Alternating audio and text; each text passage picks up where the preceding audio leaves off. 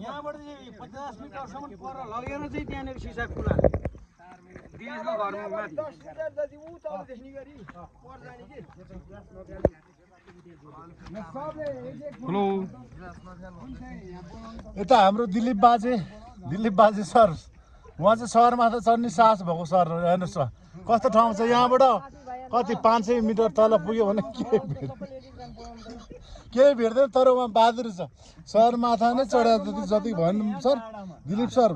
भूतपूर्व शिक्षक यहाँको शिक्षक यो साथीहरू स्वास्थ्यको लागि हानिकारक छ यता वडा चाहिँ